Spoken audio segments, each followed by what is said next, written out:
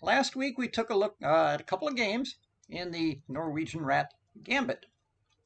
So today we have another game from my oldest student, Sailor, and here he's playing Triestino 14. Now what's interesting, Triestino 14 and Sailor had played the same variation back in like October. So now they play again, game 15 on ICC. And you can see Black plays a very provocative knight to f6. And here you would think kind of Black would play knight d5. And that would be kind of a version of an Alyekin's defense. But in the Norwegian Rat, the very provocative knight to h5. Now, as we mentioned last week, in the early days, this was known as like maybe the North Sea variation. And bishop e2. White creates a queen plus bishop battery, lines up on the h5 knight, threatens to capture a pawn. And so in the early days, in the 80s, Black would play knight back to g7. And White would build up a big center and usually crush Black. So the opening didn't really take off. But somewhere around 2006-07, Aronian started playing d6 and said, hey, you want the pawn on h5? Take it, take it. And so Triestino incoming challenge. What they played before. He takes, and collects a pawn. Now, there's often the case in chess, pluses and minuses. Yes, White won a pawn, but Black has server announcement and the half-open G file. Let's see how that, and White's also brought his queen out early. So the key to this is you play pawn takes pawn. Now, of course, queen takes pawn, rook g8, that's one way to go. And in the video series, we discussed a game that Magnus Carlsen had along those lines, where he played Black, and he opined that, basically he thought Black was okay. Now, Triestino plays the alternative recapture, pawn takes. Well, knight to c6, logical developing move, and knight to f3, more protection on the pawn. But now the next move is very, very important, and a little bit unexpected. Queen to d7. How do you sacrifice a pawn and then just play a non-aggressive move like queen to d7? But it's strategically motivated. The point is that you actually want to play the queen out to f5 or to g4, trade the queen. Now, why would you trade the queens? Well, once you trade the queens, Black will have pressure on the pawns on c2 and e5. And secondly, once you trade the queens, the Black bishop pair can really come into its own. So it's a little bit, not a little bit, it's like actually very counterintuitive that you would look to trade queens after your pawn down. But if you think about the Benko Gambit, another opening where Black sacrifices a pawn in the opening, and then again, counterintuitive there, Black often looks to exchange queens because in that opening, a kingside attack is White's best chance. Queen's off the board, much less chance of a kingside attack. So let's see how this plays out. So, knight to c3. Good logical developing move. Bam! Queen to g4. Pretty much forcing a trade of queens. But after queen takes, now the bishop comes out. Now the bishop contemplates chopping off the knight on f3. After bishop f4, adding more protection, you don't rush to capture on f3. Bishop takes, pawn takes, knight to d4. Yes, that forks two pawns, but after White castles queenside, gives back the pawn. When you play knight takes on f3, knight to b5 or knight to d5, White has a humongous attack. But instead, you don't worry about being a pawn down. You focus on mobilization. Now, in this game, rook to d1. In the previous game, after castles, Triestino had played knight to d2. And then on rook g8, played f3. But that did not work out well for him because after bishop f5, the pawn on c2 was under attack. The rook was attacking the pawn on g2. And when White castled, the rook invaded on g2. And Black was just humongously better because he had monster bishops. His rook was already penetrating on the 7th. And he'd recovered his pawn. And so, in fact, that game is also in the video along with the aforementioned Magnus Carlsen game. This time, Triestino looks to improve and plays rook to d1. Well, bishop to g7. Now again, you can see black has possibilities. Bishop takes knight, followed by capturing on e5, recouping his pawn. So let's see what happens. White castles. What can we say about white Incoming castles? challenge. Well, white castles is actually a very greasy, low-quality hamburger that's produced like places like New Jersey. But some people get addicted to such unhealthy food. But as pertains to chess, yes, white castle's kingside. Okay. Anyway, that was a bad non sequitur bit of humor. So what happens now?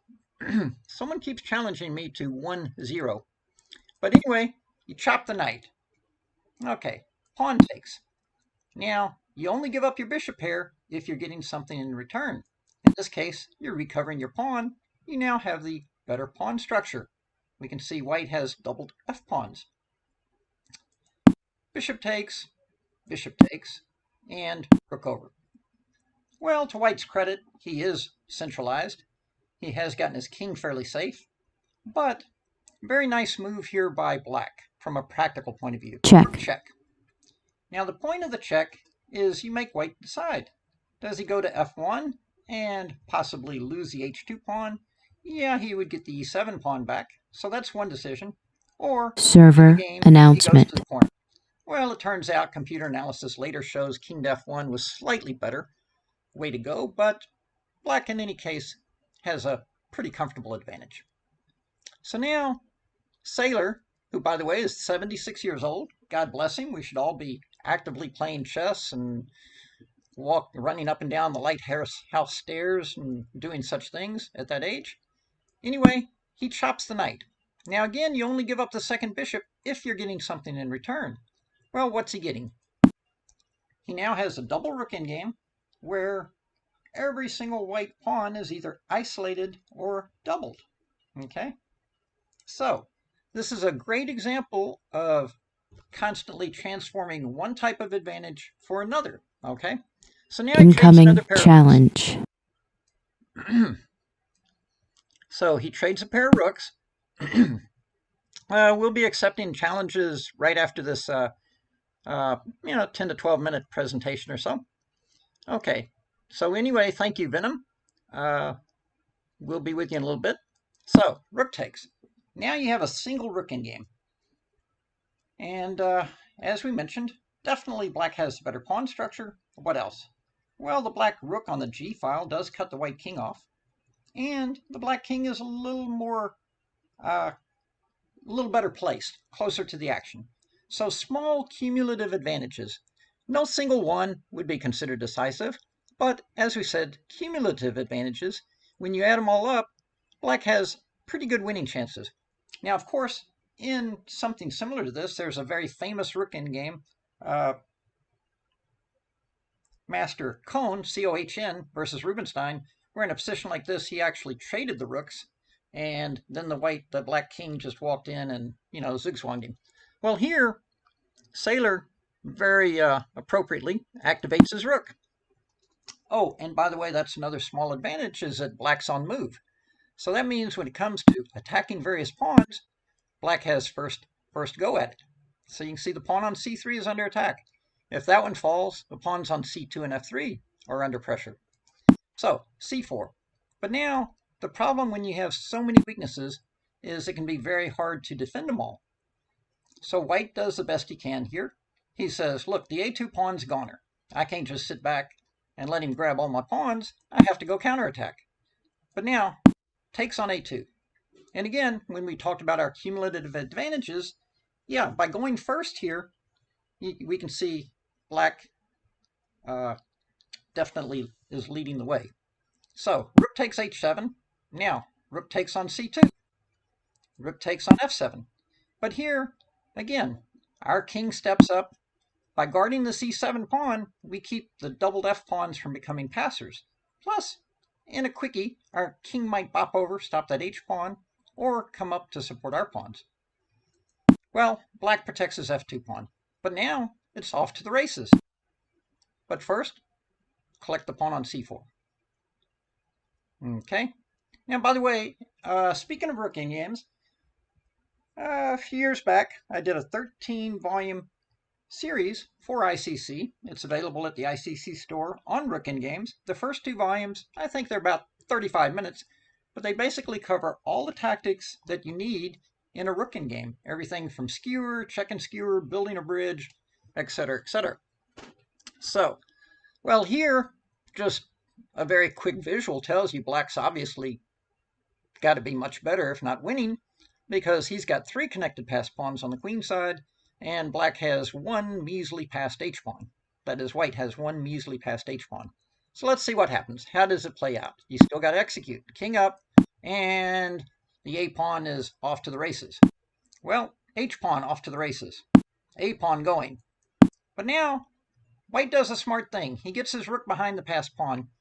And here, I think probably the only move that I felt like Saylor did not play precisely in this game. He played, in a rush, pawn to a3. What he should have done is he should have used the build a bridge technique. He should have played rook back to c6, h5, a3. Then, on rook a8, he can build a bridge with rook a6, exclamation point. And it's game, set, match, because after the trade, the black pawn will promote first. So rook c6 would have saved a bit of trouble. But you know how it is. Once you feel like you're winning, you're in a rush, and he played pawn to a3. Well, white seized the moment, got the rook behind the passed pawn. Fortunately for black, since he still has more passed pawns, it wasn't, too serious. He just shoved the next one. One man down, another man steps up. Okay, so now he could play rook b3, but he played rook back. But this time, Saylor saw the build a bridge technique, and he goes rook back. Instead, if he tries to go rook behind, you have rook to b6, and then it's very nice. So, as it was, the rook went back. But now, rook behind the passed pawn. This time Saylor gets it right and nails it. This pawn tries to shove, this pawn runs up, rook slides over, and as we know, rooks are the worst blockaders. The worst. So after c5, white brings the king up. But let's say white had played pawn to h6. No problem. You play pawn to c4, what I like to call connecting the dots. When that pawn goes to h7, you go rook over to h6. You collect it. You still got your queenside pawns connected. No problem. Easy peasy. So in the game, after king g4, c4, I think this is the point where white tossed in the towel. Of course, the evaluation is something ridiculous like +8 or +9 because the white rook is simply going to be overpowered. And even if black has to give up his rook for the passed h-pawn, by that time his king will be up to b4 and his 2 pawns will be running the rook over. So anyway, a very nice game in what we call the gambit accepted, where white plays bishop takes, pawn takes, and queen takes. And this seems like it offers black pretty good counterplay. Now, we have one more game that we were going to share with you on the Norwegian Rat. Let's take a look. So we got to go to View. We go to My Profile. That gives you a list of your games, and then you can have your own game library, which holds up to 400 games. So there's the 2 games that we covered last week. Okay, we covered King Marco, and we covered Nathan. Now the next game we're going to cover is against ICC member Ferocious Panda. In fact, very talented young FM played crazy opening against me in an earlier Banter Blitz. Like I went, I don't know, e4, d4, and he played h5, and then I pushed another pawn. Incoming challenge. And he managed to win. So I was very happy to see Saylor get a little modicum of revenge here with the Norwegian Rat. Let's see what happened. So, e4, g6, d4, knight f6, e5, and now Ferocious Panda, there's a reason his nickname is Ferocious, bam, bam, g4. Holy cow. Nobody ever plays g4. But You have new messages. it has to be dealt with. Well, of course, the knight has to go back to g7. No big mystery there. But now he probably pushes the envelope just a little too far on the positional side, and he plays h4. What would you play for black? This looks pretty good. White's got 4 pawn moves in. But there's a difference between advancing pawns and controlling space and getting, quote, overextended. Sailor did a very nice thing here. He played h5. This strikes back. What is White going to do about the g-pawn? He could take on h5. That's one option. And of course, he'd take with the knight. But then he's weakened some squares, noticeably f5. In the game, he pushes by, gaining more space. But now, black switches gears. And that's one thing I've noticed about this Norwegian rat that Magnus has been playing, is it can easily morph into kind of a French defense type structure. It can morph into kind of a regular Pierce, and sometimes it has the flavor of like a Scandinavian defense. So it's a very flexible opening, okay? Yes, and as Nicholas says, if the pawn moves, it weakens the f5 for the knight. He's absolutely right. So, pawn to d5.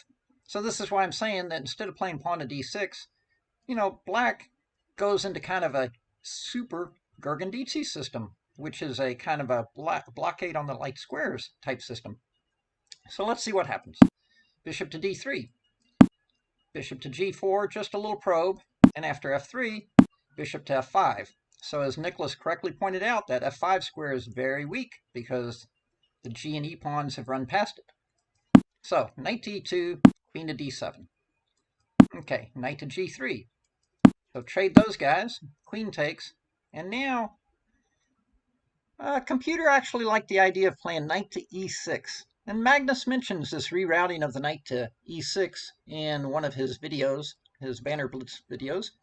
But Sailor just went for the e6 barricade on the light squares. Well, White continues playing in hyper-aggressive mode. Now, pluses and minuses. If you take that pawn, you do leave him with a backward pawn. However, you got to reckon that you also give his pieces access to the e4 square. In the game, Sailor focused on development, contemplating maybe knight to b4, then taking the pawn, and then planting his knight on d5. Well, don't need to worry about that. Panda exchanges, and after queen takes, plays knight to e4, going for the obvious knight f6 check. Well, bishop to e7, get ready to chop that guy off if he visits. But now a little tactical shot. Knight takes e5, knocks out the head of the white pawn chain. Bad news with the pin. Queen goes back to e2, knight goes back home, but now knight to c3, queen over to a5, pinning the knight, and here White missed a bit of an opportunity. He could have played d5. d5 would have made things a bit more complicated. Probably play something like maybe knight b4.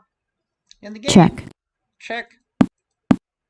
Oh, and now knight f5. This is where d5 would have been the most interesting. Because, of course, on pawn takes, you then have bishop. On d5, though, you could also complicate things with knight to g3. Or you could chill and play a move like knight to d8. Not a happy move. So, but White, for his part, with a shattered pawn structure and a pawn deficit, should have definitely gone for complications with pawn to d5. Instead, castles, and then once black castles queenside, it's pretty much game over. The pawn on d4 is triple attacked. The knight to g3 fork was another possibility, absolutely. And now the game does not last much longer because after king b1, black just collects, trades a pair of rooks, and on queen c4, check, and it's all falling apart. Now here, knight e4 was the last chance to try and hang on, but instead, the panda played king in the corner, and this just leads to bad news. Check. Because checkmate ended the game. So anyway, very aggressive play with g4, and then probably pushing the envelope a little too far with h4 because, as Nicholas pointed out, once you play h5, you get rid of his g-pawn, then black has good play on the light squares, and especially the f5 square. Okay, so that's pretty much it. The Norwegian rat, continues to find victims, and now we see why Magnus Carlsen has been playing it for so long. Okay, so I think we can close Incoming this guy. challenge. And let's see. Someone's been challenging me to 1-0. Let's try to get him to play 3-0. Okay. Server announcement. Okay, so the rest of the show, hopefully we get a few games. Oh, Buddha says, hello from Jacksonville. Excellent. Jacksonville is here in Florida. You have new messages. And says we have new messages, but how do I get my messages? Let's see. Probably if you pull your thing over here. Grandmaster Dave, it's 6 o'clock. They said we can match you. Please, just a 1-minute match. Now, tell Grandmaster Dave we're not really doing 1-minute matches for the moment. After all, I'm pretty old and slow. And being from Texas probably makes me even slower. But I appreciate it. But if you want to do 3-0 or 5-0, feel free.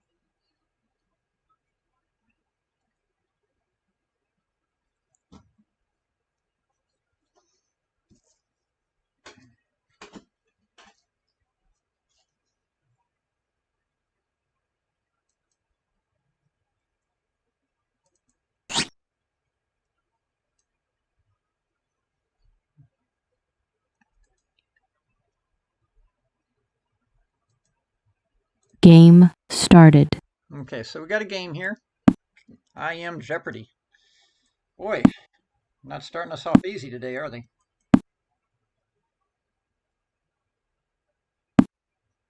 This system is a real pain. Even Magnus mentioned this is a pain. Knight to a3.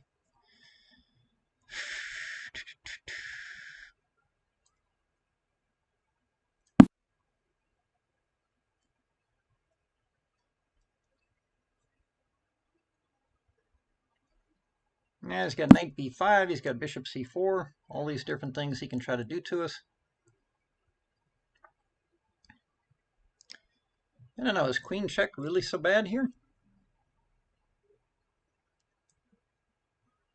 Although then you got to watch out for some bishop takes f7 check later. I don't know. Check. I feel like I'm getting in trouble here.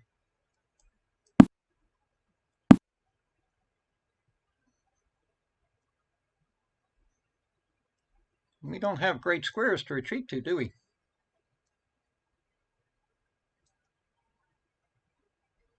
This guy's playing all this like he's played it before. Probably because he has.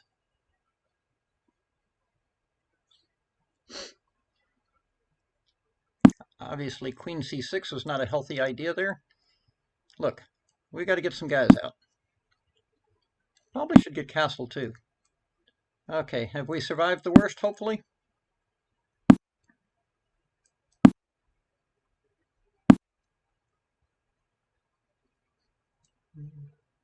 Let's see, can we trade this guy?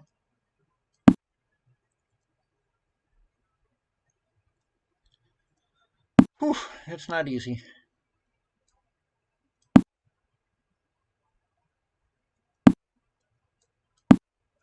How are we doing on time? Yeah, that's part of the problem. We used a lot of time to get past all this.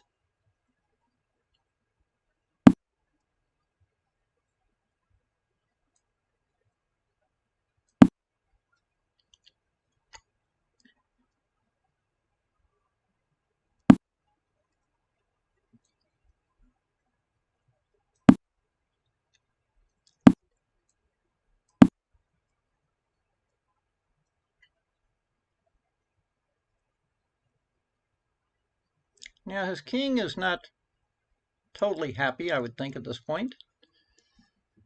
We are contemplating taking his bishop. We're contemplating the a4 pawn. We're almost up on time. And he lets us have the bishop. I'm a little surprised at that. Now, I don't want him playing a5. And I imagine he'll go king h2, maybe. So I think we're doing reasonably well here. Any attempt to play b4. Okay, so where is he going with that? Well, something about rooks belong on open files, but maybe not that rook. Maybe this rook. So what is knight to d2 all about? What's that all about? Whew.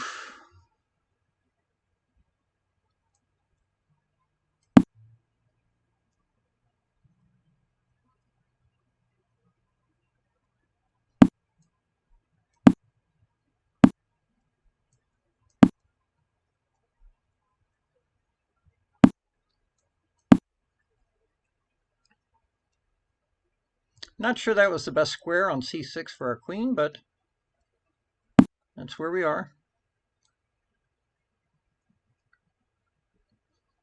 I kind of want to go there.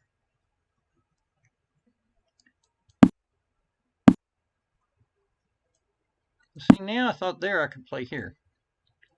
And now he doesn't have the natural blockade with bishop e3.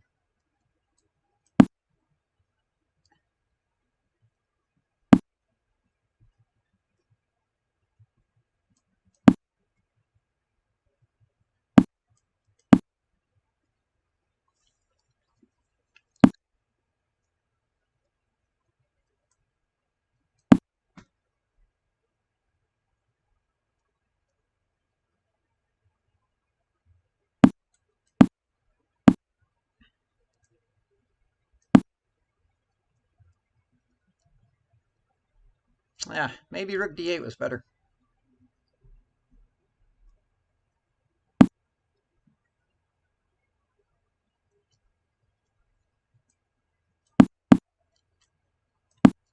I mean, the a4 pawn didn't really float our boat. I don't see how to break into his position, though, truth be told. Ah, maybe we stumbled onto something.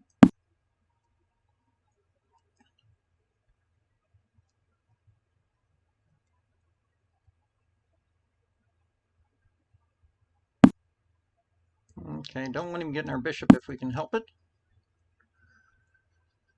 Okay, this feels pretty promising.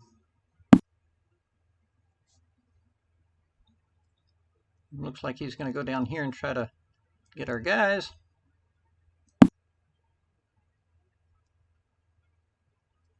Just touch his knight for a minute. Now, if he takes the pawn, I was hoping I had bishop to e4.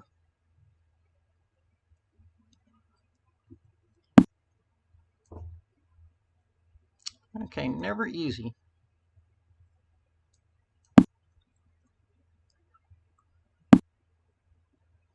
Well, that's interesting. He gives me an outside passed pawn there. That's got to be pretty dangerous, I would think.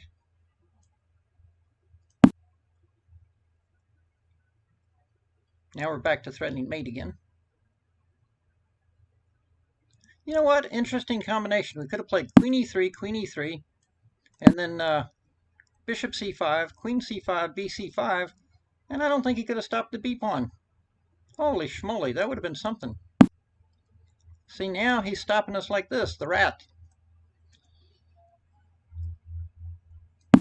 Okay, but I think that knight's still going to have his work cut out for him stopping that pawn.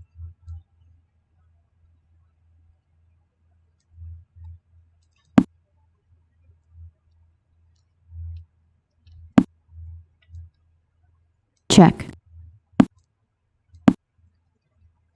This is looking like a pretty clean conversion, as Magnus would say.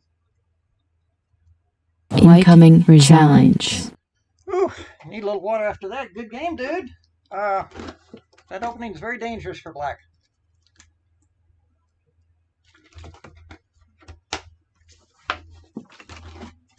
Yep. As Magnus says, gotta stay liquid. Hanesian is back. Okay. Incoming challenge. No, we gotta play Hanesian. Game started. Now what are we gonna play against him? I guess e4. What else? Okay, knight f3. What kind of Sicilian player is he? He's one of these guys. Okay. Oh, I went 2 squares. I meant to go 1 square. Oh well. we're here.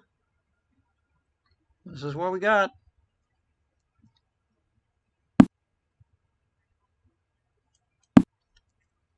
Wimp out, and a misplayed bot-Vinnick system, if you will. Not sure Oh, I see. He's doing kind of a dark square thing. Okay, I get it.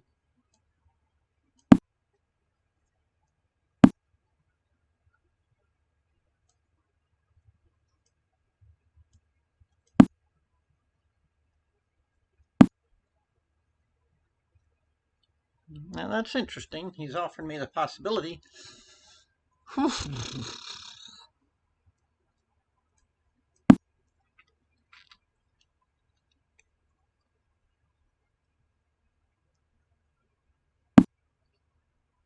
Okay, now I think we got to accept. If we go here, takes, there's usually some garbage tactics. Trying to take a pawn on c4 is usually a risky proposition here. Now he's got a pretty solid structure, I have to say, but you know who's great in these type of positions? The Roman Zinzhinhashvili. Takes. Some kind of kerthunk-a-dunk. Don't really see where it gets us. Oh, I see. Then you got that and that. So takes. What the heck? Give it a whirl. Oh, this is a 3-minute game, dude. Step it up. Step it up.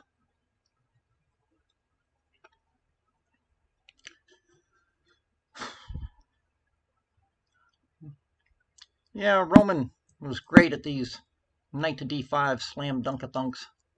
I don't know that it really gives us much or anything at all.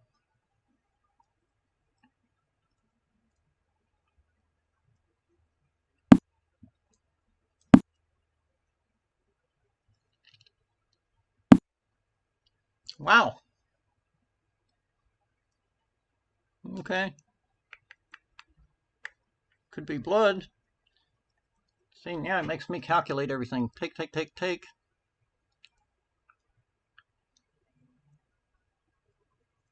Go for it. What's worse going to happen? I'm going to lose my pawns, that's what.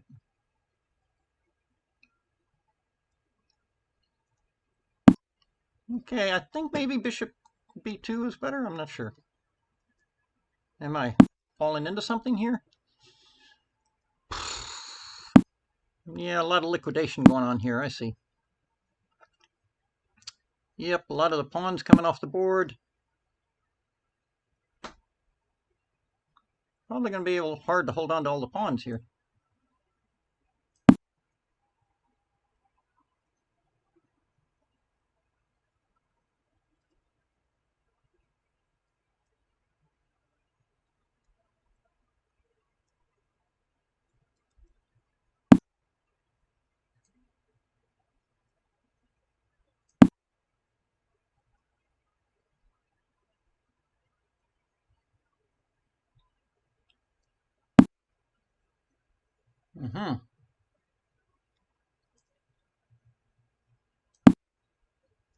I mean, I guess bishop b6 might have been another way to go, but I had another thought here. Which, that's usually when I'm dangerous to myself. I thought, why not try and attack him? Especially everyone's over there. Oh, what am I, stupid? Yes, I think stupid would be exactly the word here.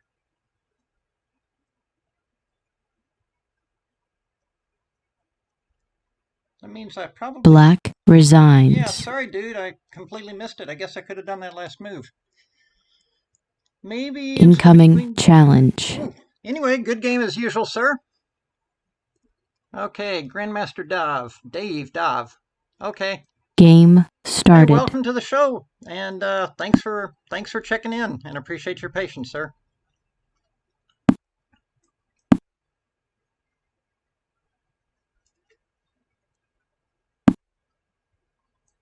Okay, so he sacrifices the e-pawn, but as usual, gets development.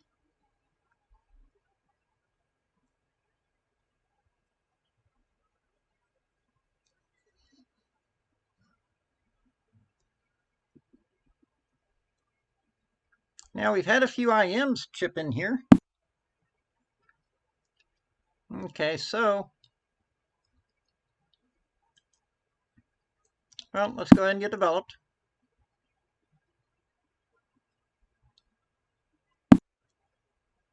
Now that's interesting. Okay, so I think one play would be to take that, but another play is to go here, I think. That puts pressure on the c5 bishop.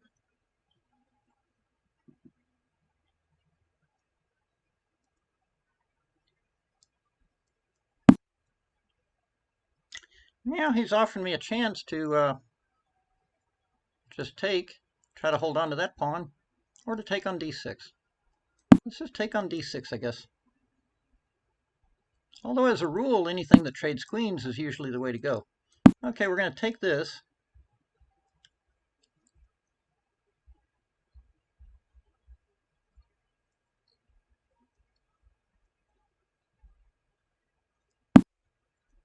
Sir, you got to take back the piece. You can't just give away a piece. Maybe queen a5 check and then collect it that way. So yeah, I'm behind in development, but you know that is a big piece there. Okay, we got to do something about getting our king side developed and getting castled. Do we have time to go this way? Yeah, why not? So the plan now g6. I'm not clear on g6. That kind of weakens the dark squares. Well, king safety first before you worry about exploiting everything. Then you can always swing over to attack after you secured your king.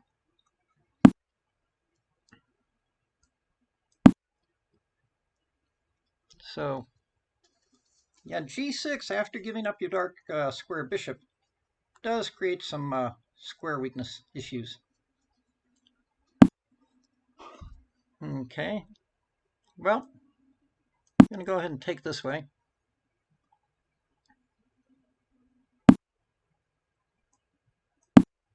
Just start mobilizing the rooks, and maybe line up on the dark squares.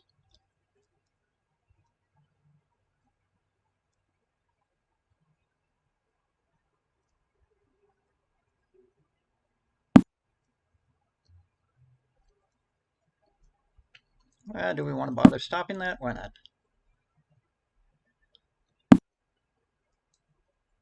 Now we can send that guy back home, and little by little start edging forward. Although, where's that guy going? Anyhow, I really want to start going after those dark squares, but let's just mobilize, see what happens.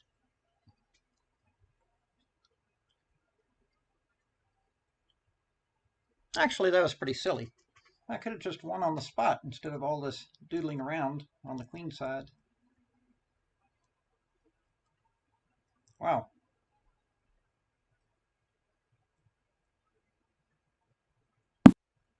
Yeah, now he stopped bishop h6 check. Okay. Who knows? Sometimes you get a second chance in life. Yeah, so if she moves go instead of rook d1, or c3, or a4, just bishop h6 check, and then queen to d4 or something, and the game would have ended. Yes, Nicholas is right. Of course he's right. Now that's smart because I wanted to, well, let's go ahead and take that, see if we get another chance. Yeah, Nicholas is absolutely right. Bishop h6 check, followed by queen somewhere, yeah.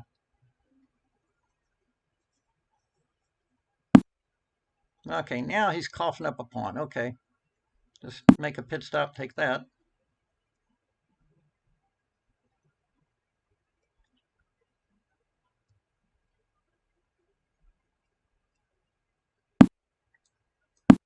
Oh, geez, I could have taken the queen. Ay, ay, ay. I think what this is telling me is I probably need a quick rinse the face off break after this game. Okay, but this is what I want to do, is I want to kick that knight. That's what I've been waiting to do. Ay, ay, ay. He ignores me. Okay, take the knight. Take the knight. Eventually, he's going to run out of guys. Okay, now he's piling on our bishop, but we finally get our bishop takes h6 check in. Check.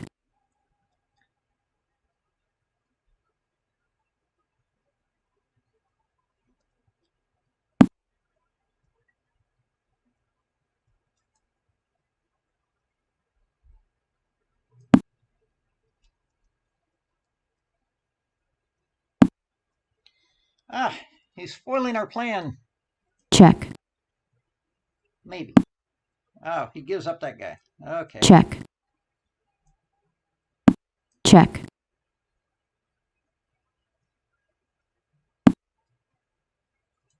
Server announcement.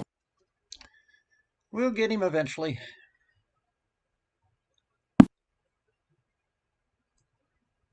Check.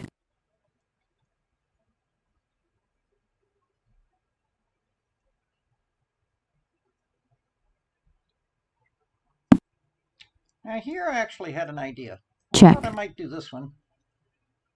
Yeah, kind of time to wake up.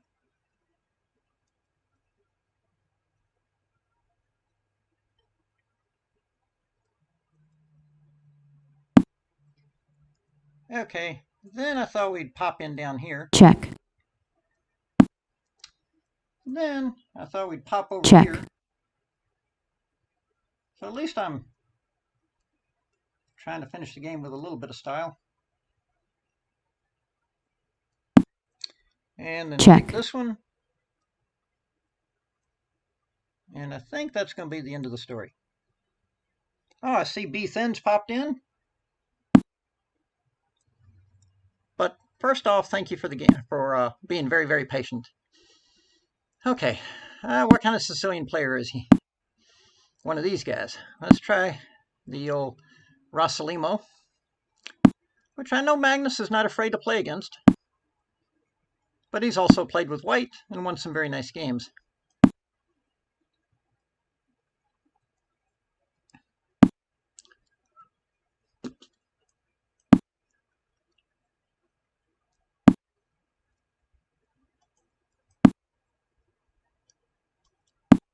Totally don't know what the theory is on all this. So I guess we can trust that my opponent probably does. So what to do? He's very active here. Okay, I guess we can play like this. Not sure. Yeah, I like what he's doing here. He's chipping away at my center.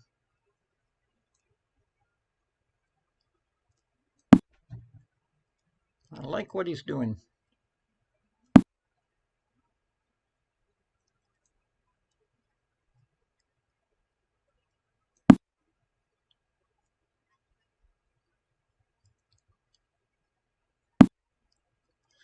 Now the question is, do we give up the bishop for the knight? Try to play against the hanging pawns? Yeah, why not? Just in the interest of trying to save some time. Not lose Tempe. Tempe, whatever you call it. Whew. But again, he's got the bishop here.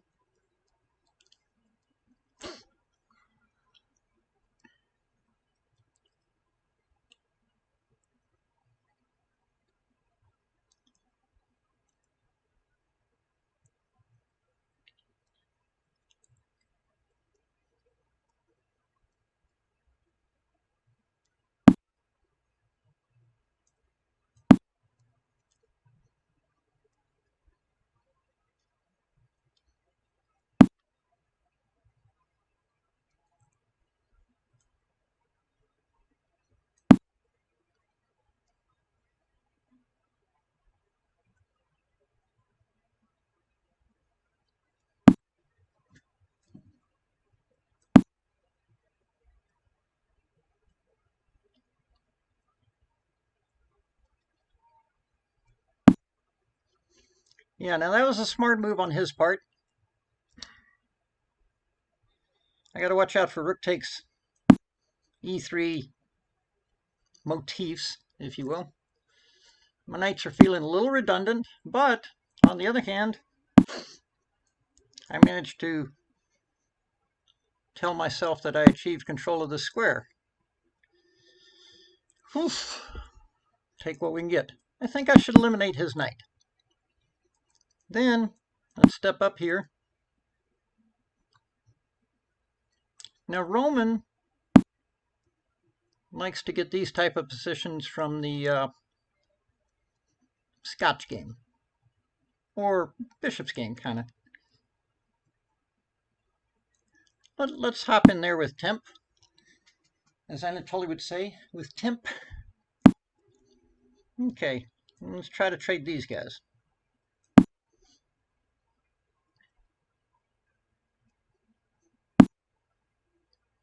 Okay, now we got to be cognizant of him playing for opposite colored bishops. But opposite colored bishops are double-edged, and in the middle game can be more about initiative. I wonder if I should be playing f4 here. Nah, then he can trade bishop takes knight, and then he would have the monster.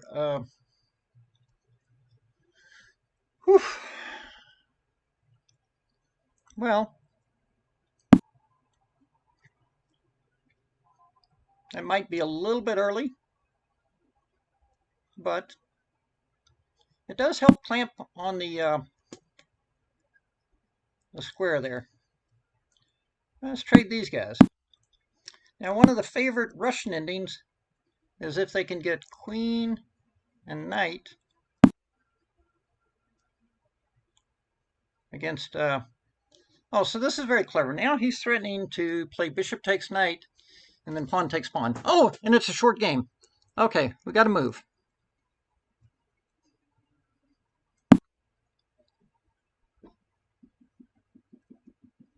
Got to move.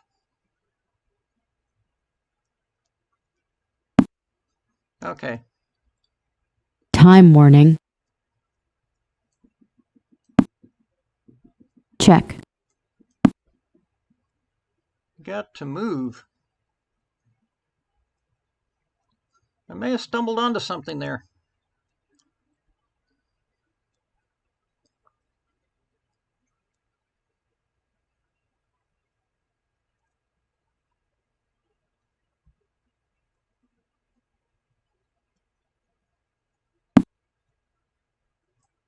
Check. Check. Check. Black incoming forfeits on time. Woo! Good game. By the way, right here, just as we were staring at the position, suddenly I notice amazing potential resource. Rookie 2 check. When I take it, then you go queen e7 check. Then I take, you trade, but then of course I play pawn takes pawn, and I guess you may still lose to that outside passed pawn. Anywho, quick break, guys. Let me get a little more liquid. I may not have as big a rating as Magnus Carlsen, but I can certainly have as big a bottle of water. Okay. Now, by the way, this game, the key was dark squares and outpost versus black's bishop pair. The bishop on f7 never really hit its stride. And yeah, the dilemma for the dark squared bishop is if you use it to fight for control of the c5, as we saw happen in the game, you know, the king position's a bit weak. Anyway, thank you, sir. Really good game. Okay, skip 'em. Let's play him. Game started. But I got to play faster. It's 3-0. No goofing around. Man after my own heart. These kind of Trumpowski type guys. What to do? Think. Trumpowski slash...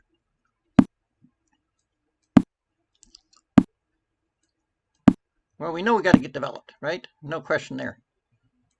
Okay, I'm not thrilled with what I got going on here. The guy's playing great. Got his system. Okay.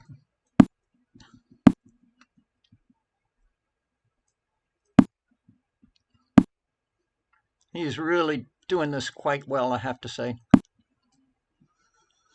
Whew.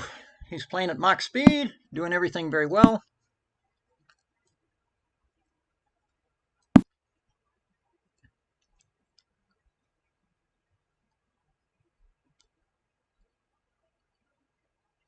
So now, yeah, now part of the reason I put the rook here is so that, but now his queenside pawns, are they well placed or are they a bit vulnerable? Well, got to keep partying on. Let's see if we can get these guys traded. I'm not sure that was so bright, because that just kind of brings this other knight over to the game.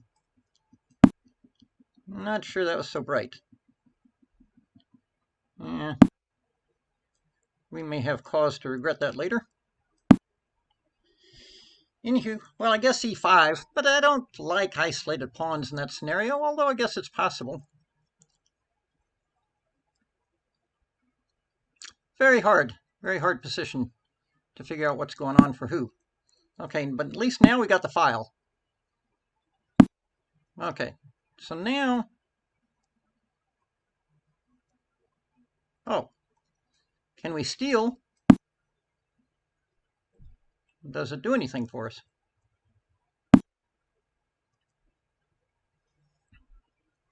Well, if we take this one, he's got a lot of guys can come. Oh, but we can always, nope, we can't break that pin. Oh, think.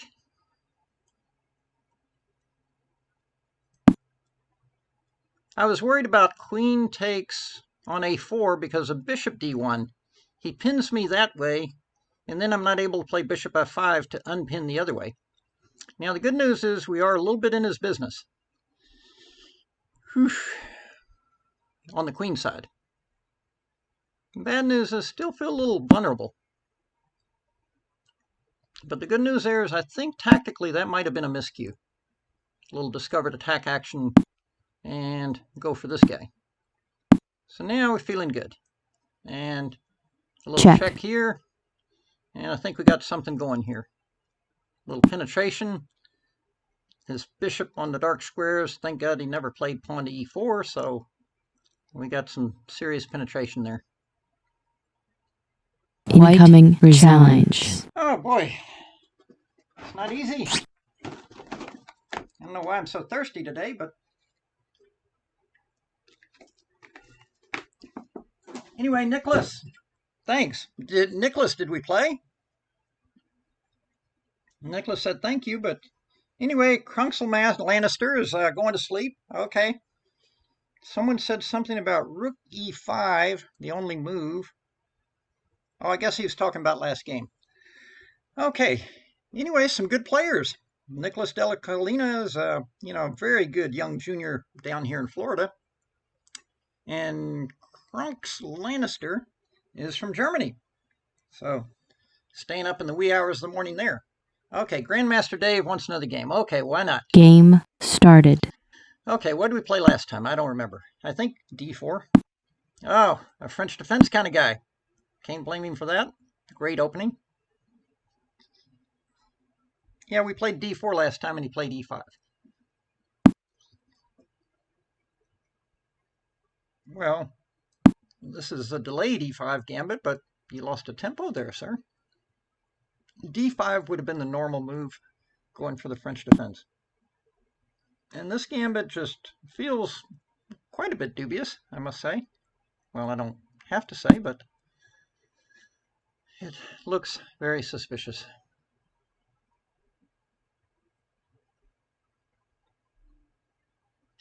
I don't know, I guess probably knight c3 was probably theoretically stronger. And see, here the problem is you moved your f-pawn, you weakened your key diagonal very, very early in the game. And so that can be very costly.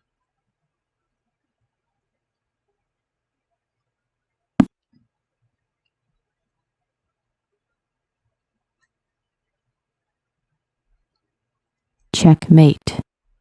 Okay. Incoming challenge. No, sir. But that game, you got to be very careful about moving your f-pawn very early in the opening, okay? Anyway, thank you so much for the games, and, check in with us again next week. How are we doing on time? It is 7 o'clock. Okay. Okay.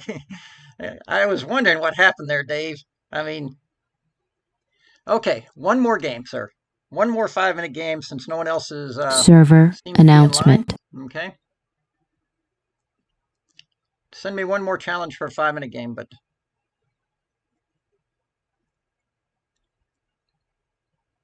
Game started. oh, we got a master here. Okay. And where's he from? Well, who cares? We got to play. Let's do c4. c5. Okay. That guy out. Okay. So we got an English, kind of a symmetrical English, if you will. And then a variation that Magnus Carlsen I saw play puts the knight on h6. There are various interpretations of it.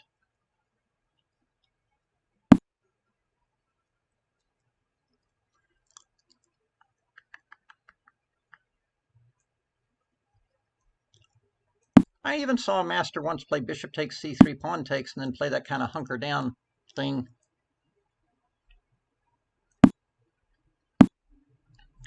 Now it's pretty clear he wants to play there b4. And it gets a little bit sterile. I guess we can do this. But yeah, these positions tend to be a little bit sterile. Now the only difference from a normal symmetrical is that we have our knight here instead of there. Let's go ahead and get castled. The more aggressive interpretation of this type of position would be to play, yeah, he's going to play e3 and d4. Now the question is, what do we do for counterplay? And why could we argue that our knight is better there than over there? Well, for the moment, let's get developed. But we do always have to be cognizant of him going g4 and attacking our guy.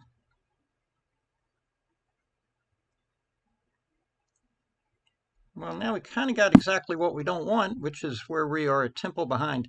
Oh, I know. I'm supposed to play here. Maybe. I have to say I'm not thrilled with it all. Where are my pieces supposed to go here? This is not so great.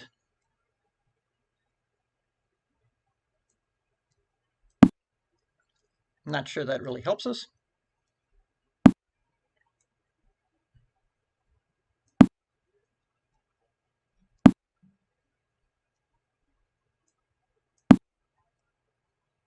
Not sure it hurts us, but not sure it helps.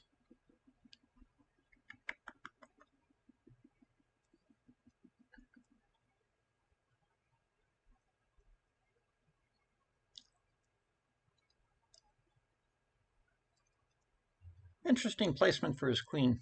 Now g4, I can trade, and go knight h4 for what it's worth.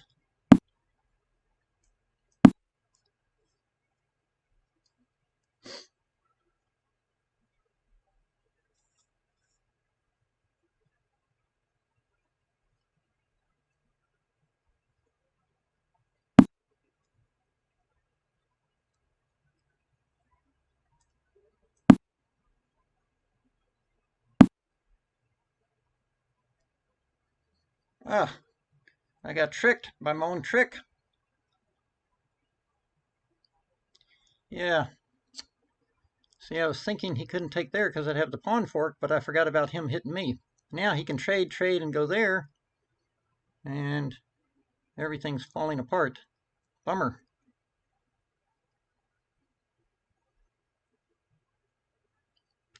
Well, that was decidedly not good.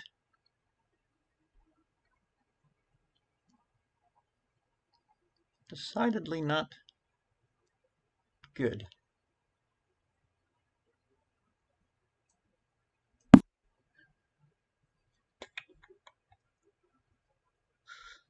Not Server announcement. turn of events.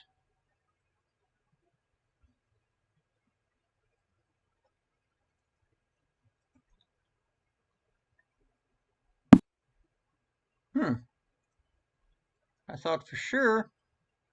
I see. He's just going to play it very cleverly. Okay.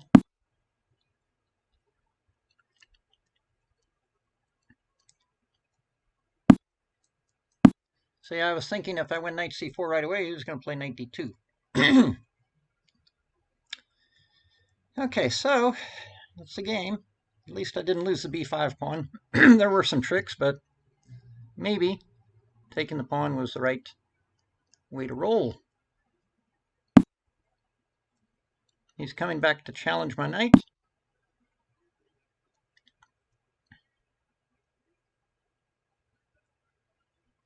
Still behind on time.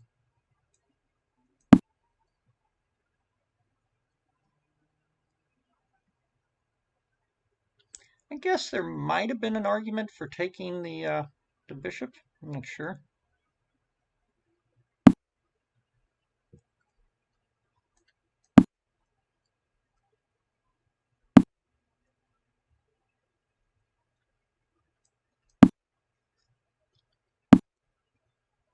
Oh.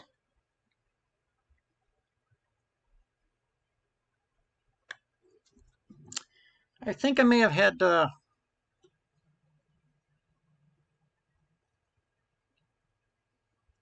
yeah, he's really all over that.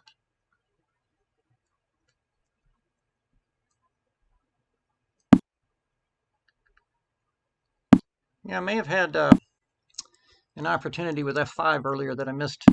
Anyway, no need to worry about that now.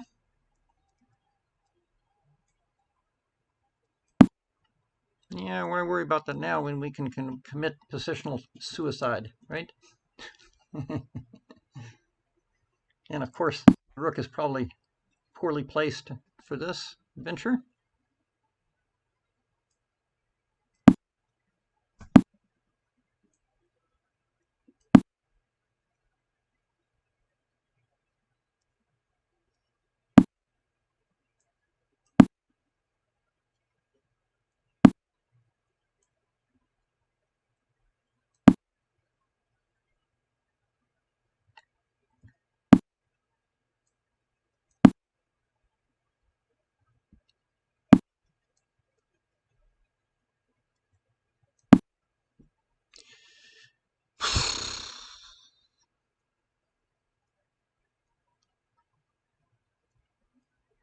Now, the guy's playing very, very solidly, I have to say.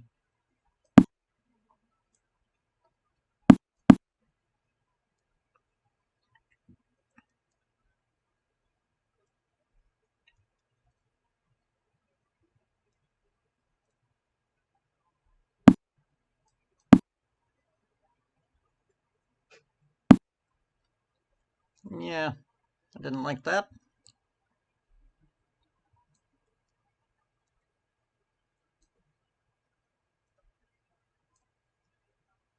No, can't do that. Just lose the pawn. And we're short on time.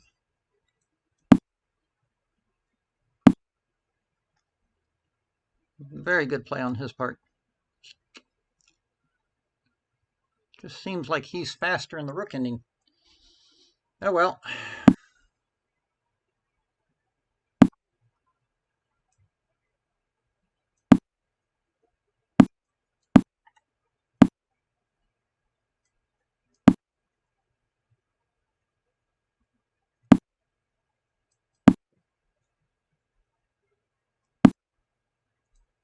Check.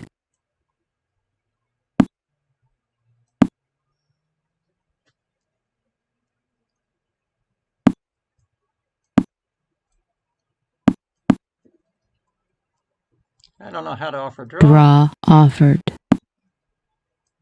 Draw offered. Draw offered. Incoming challenge. Anyway, very good game, sir. Yeah, I think the final position should be a drawn rook ending. Especially after I check and put your king on the back rank. But then, you know, you got a couple of pawns here you can attack. Very solid play, sir. Announcement. Okay. Grandmaster Dave, you've already gotten 2 or 3 games in. Yeah, saw a few people. I was wondering if B Thins was going to challenge. Yeah, that was not an easy game. I was definitely moments there where it could have been a little bit worse, for sure. So probably we'll do 2 or 3 more games, and then we'll call it a day.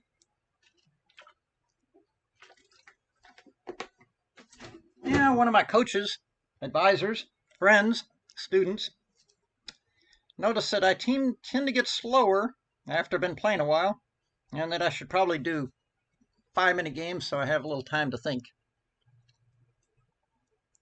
But Dave, if I only play you, where is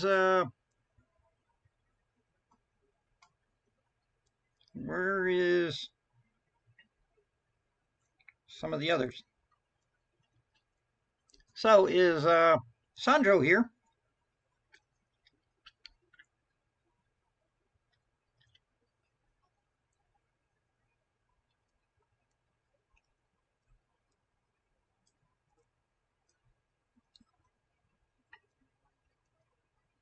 Yeah, the opening was very solid, and I like what he did.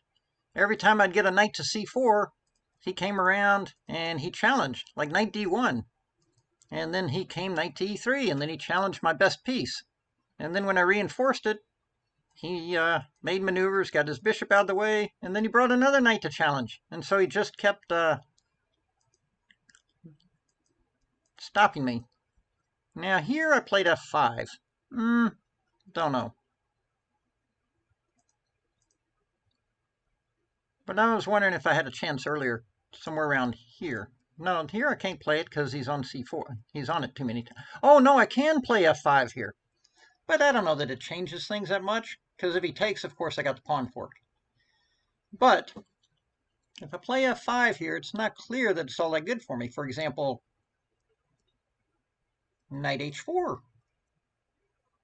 Then he's all on my g6 pawn, my f5 pawn many times. Not clear it's really all that good for me. It might even be, like, very bad. So, yeah, when I played rook a8, I had some dreams or hopes of playing knight a3, giving him a little fork. But bishop c1 was excellent. It covered the a3 square, and it vacated the d2 square so that he could challenge my knights. That's like playing in the NFL, no fun league. Well, let's try to get in 2 more games. Okay. Game We got to give started. Grandmaster Dave,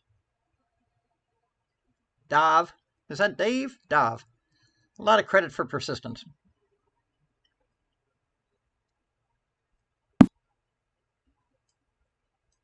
Okay, dare we go with the Norwegian rat?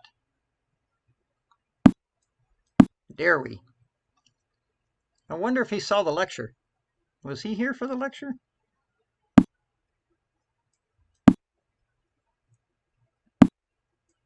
Okay, now this is very logical what he's doing.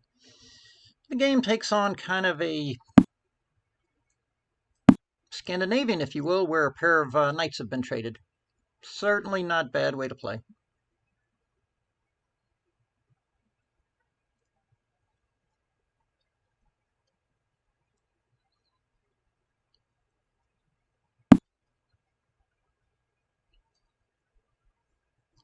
Okay, well, is he going to go trade queens on us? I don't know. Or is he just getting up there to play c4? But he could have played c4 anyway. Now, not sure I totally understand his queen d3. I would have thought knight f3, bishop d3. Okay, now that is a little premature because I think I can eat this guy. So, of course, that's a super valuable pawn to have because it knocks out his center. And also now, well, what's better than being 1 pawn up? Being 2 pawns up, right? Now, it's not just a question of taking the pawn, but it splits his queenside pawns. Okay, this is one of my favorite maneuvers. I like to teach my kiddies, eat and run. But it also puts a quietus on his queenside castling ambition, gives split pawns. Now, one of the things you got to think about is when you're winning, how can you possibly screw up and lose a game? And so, therefore, as soon as possible, we're going to go ahead and get castled. But I just thought I'd secure these pawns, get this bishop out. But I'm telling you, we are going to get castled pretty soon. Now, does the knight go to c6 or does it go to d7? If he starts running with the a pawn, you may want to think about putting it on d7. In fact,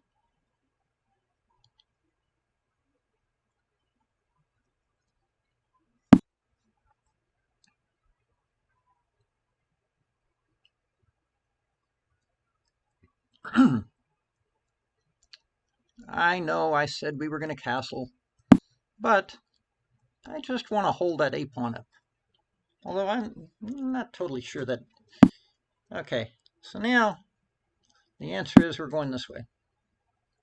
I'm not sure what bishop d1 is all about. Okay, let's just push that guy before we get castle, but we really are planning to castle just as soon as we get around to it. Now there, he again doesn't have sufficient support. Okay, so now he's...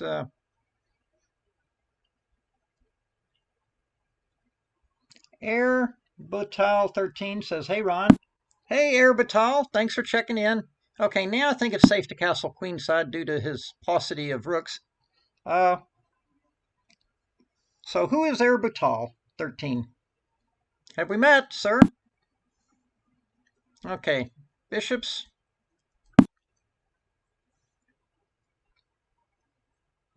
Anyway, thanks for checking in. So I'm missing a few people, like my buddy McKnight, who also has an ICC stream at like late hours of the night. And who else?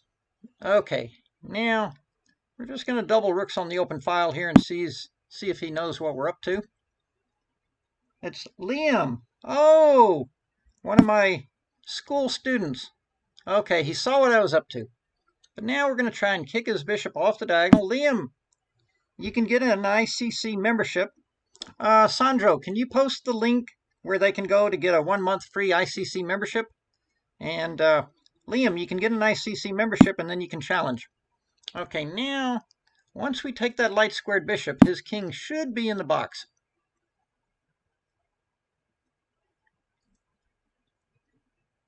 Air Batal 13 is Liam. Okay, so let's just pin that rook, and we should have him boxed into a mating net there in the corner.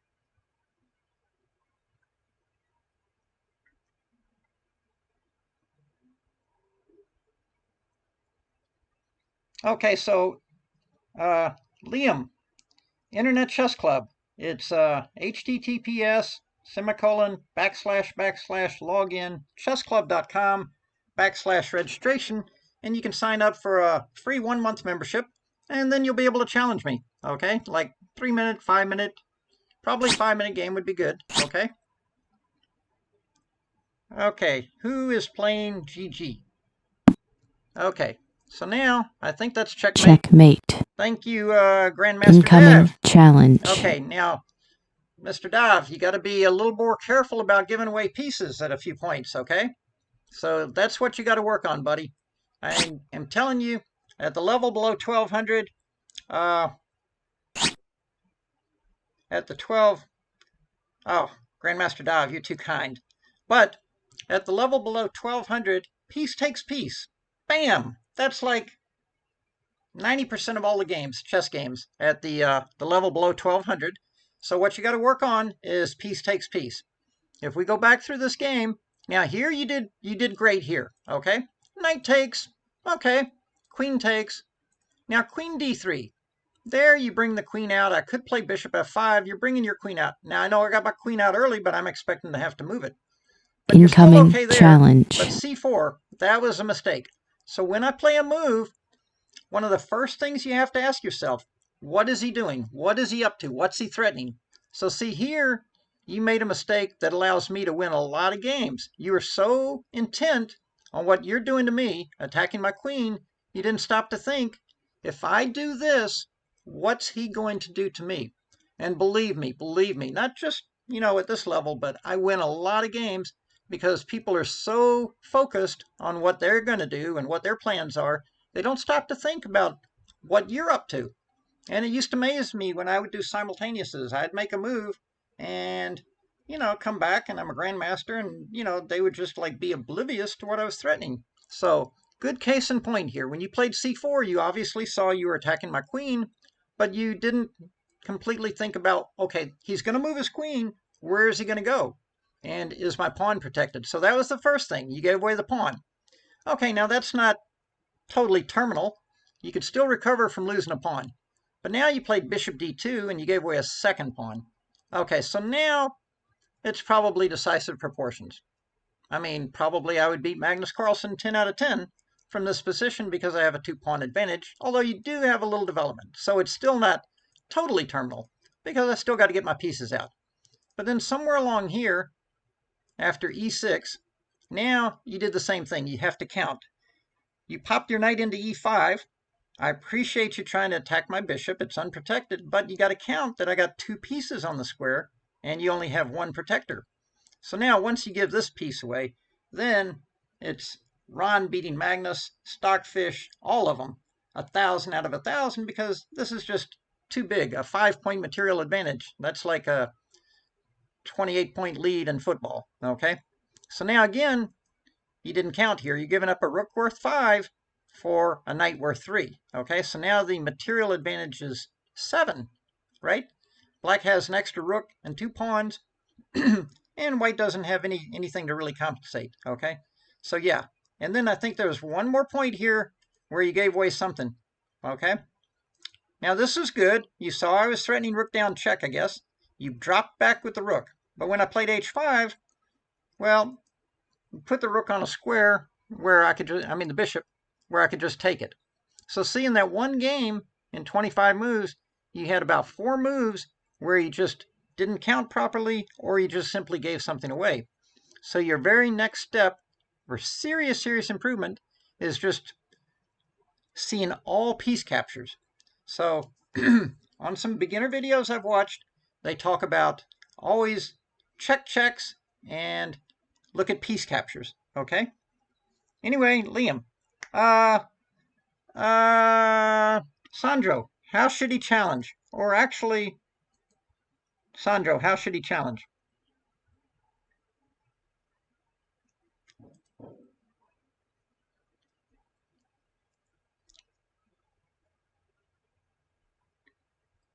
Okay,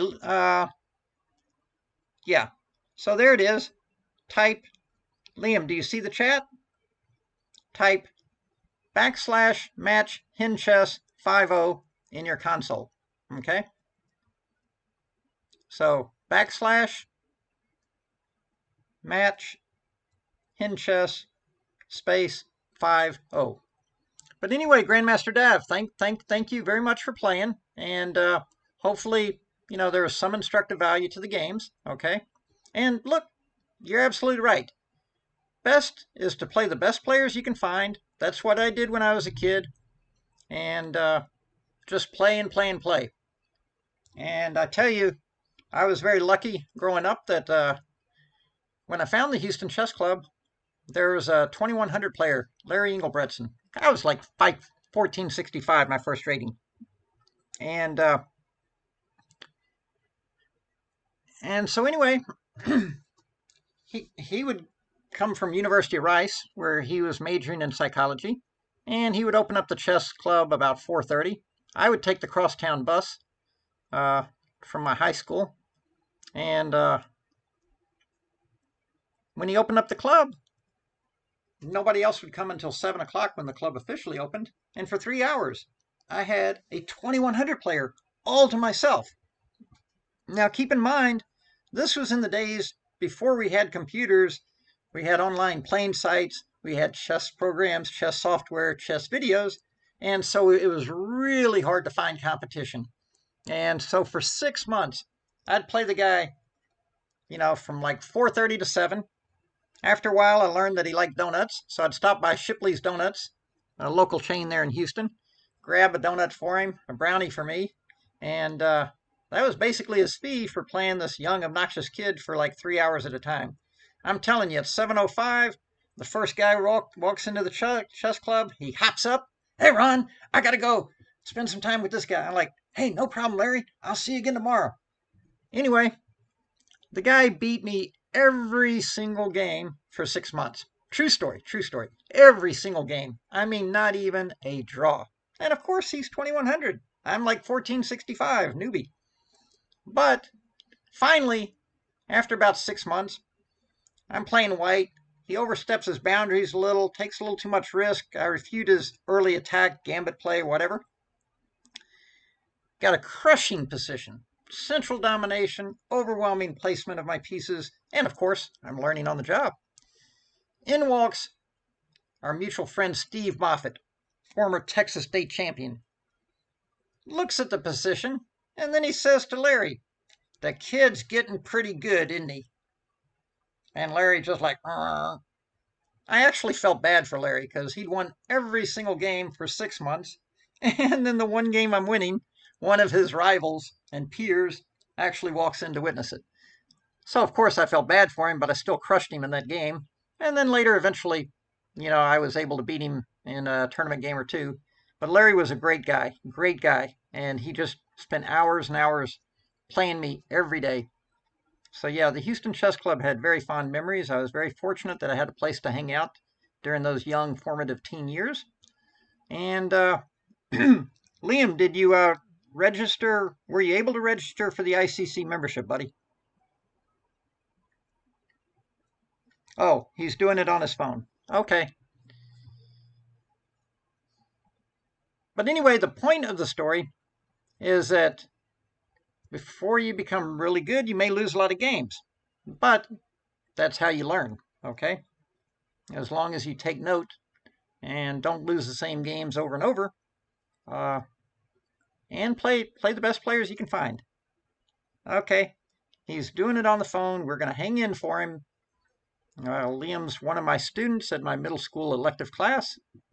Very good guy. Really working to get better at chess. I'm really lucky I have some great kids in my classes, both after school and for our middle school elective, which is, by the way, where I always felt chess belonged, is as an elective in school where kids have a choice to take it, along with language, music, art, whatever, piques their interest.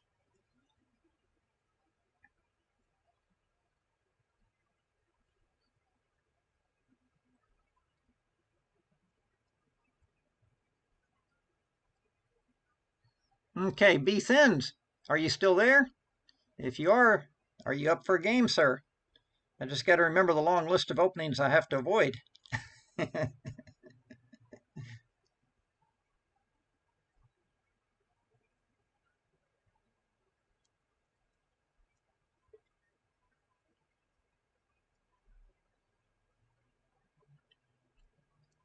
Now, a couple of things about our background. You see a picture of my little darling, my Princess Sweetie. Okay, that's the cat with the chessboard. Okay, that's the cat I had to go feed earlier. And on the left, you can see the Foxy openings produced for ICC. McKnight, hey! McKnight, you got time for a game? I could always squeeze in one game for you, buddy, if you got time for a game.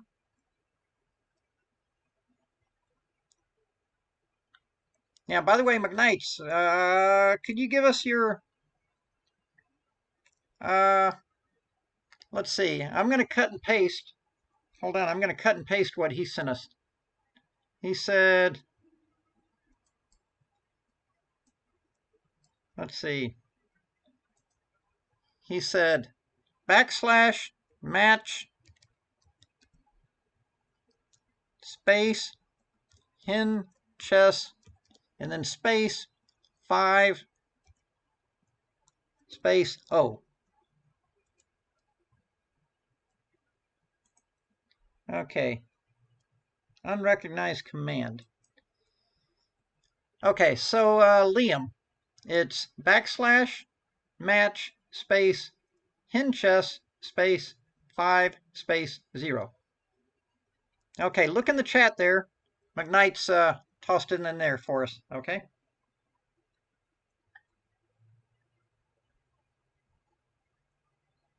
And McKnights, while you're there, can you go ahead and post your twitch.tv handle so that people can also check out your stream?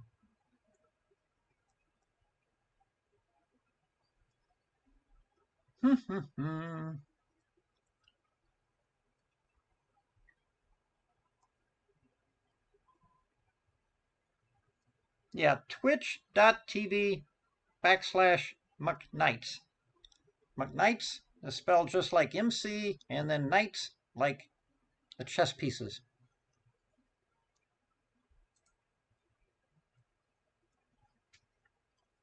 Anyway, we had a few new visitors today. Grandmaster Dav, obviously, is going to work on his game.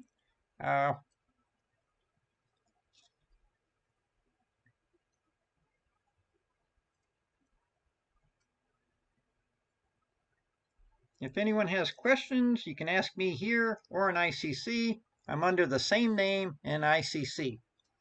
So you can always go to McKnight's. He's one of the monitors, I think, on ICC. And he's also got his own Twitch show. Now, Mr. McKnight's, when does your show normally run so that people can kind of know when to expect to be able to see you, including me? I'm not a MOD. You're not a moderator on ICC, but I had the impression you help out. So, Mr. McKnight's, what's normally the time for your show? Or is it just whenever you feel up to it in an evening and want to play some chess?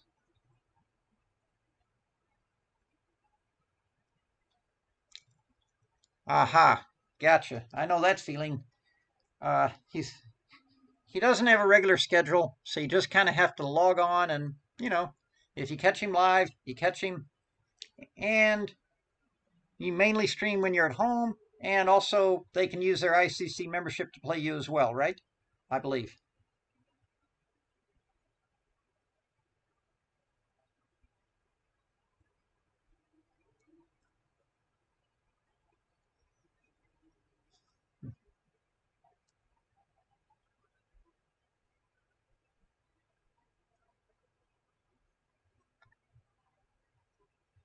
So he pretty much plays anyone, anywhere, but I've definitely seen him play a few times on ICC. So if you have an ICC membership, he'll certainly, accept your challenge, and you get to play him. So, last question, McKnights. Are you up for a game tonight? Air Buttle challenged me. My username is the same one I use on HenChess. I prefer to play on ICC, though. Liam, is it Ramius, and is there a number? I got to write this down. Incoming challenge. Okay, there's a challenge from McKnights. Okay. Game started. Last few times I've had some really tough games with this guy.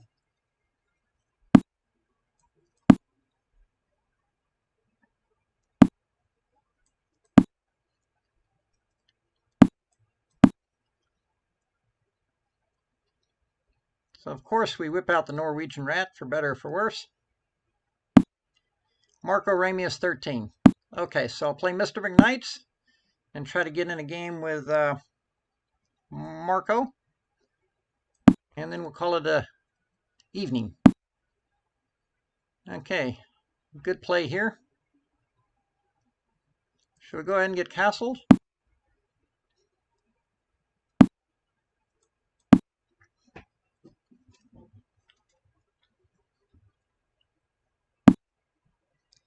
So yeah, he's playing very, very smart here.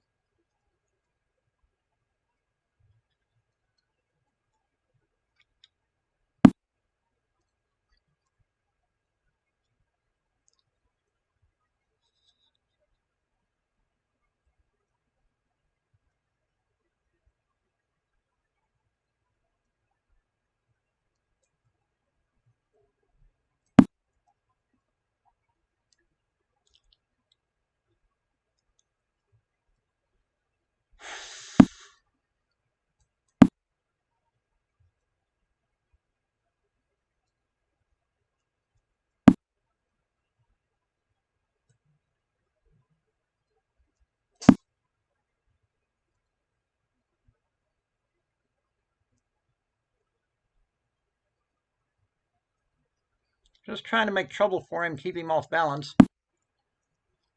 Now there, I feel like I should be okay, but still not easy. Oh, duh. I think I can take this one, and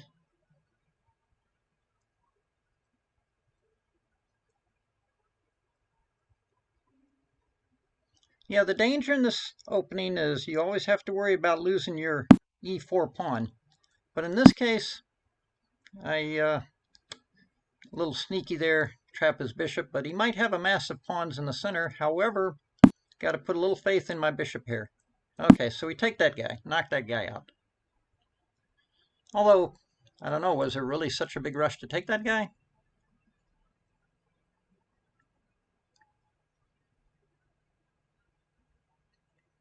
So this is a little tricky because he's still got that massive center pawns.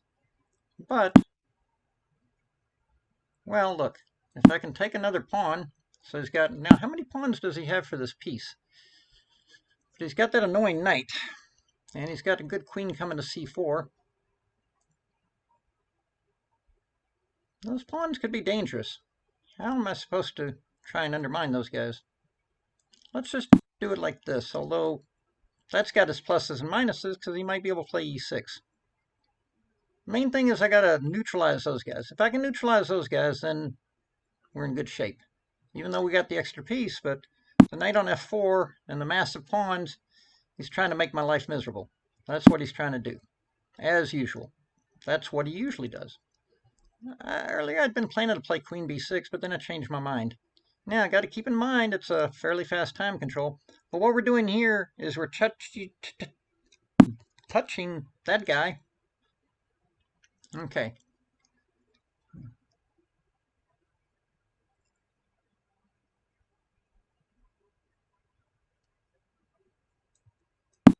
I'm not sure that's the right rook. Yeah, maybe better to use the other rook. I'm not sure why I left that rook on f8.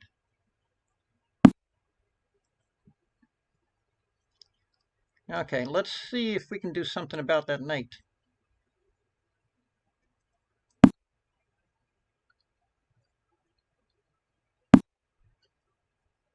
Okay, now I think I got a little bit of what I want.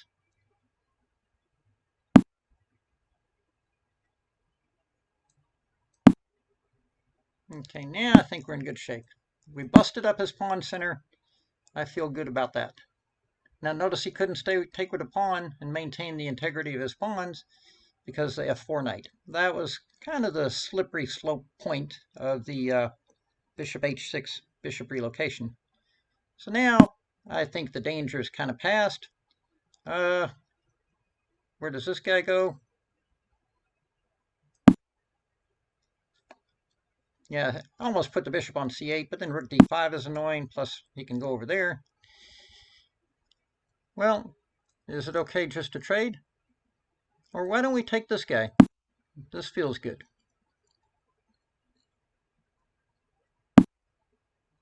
Now hit him with the check.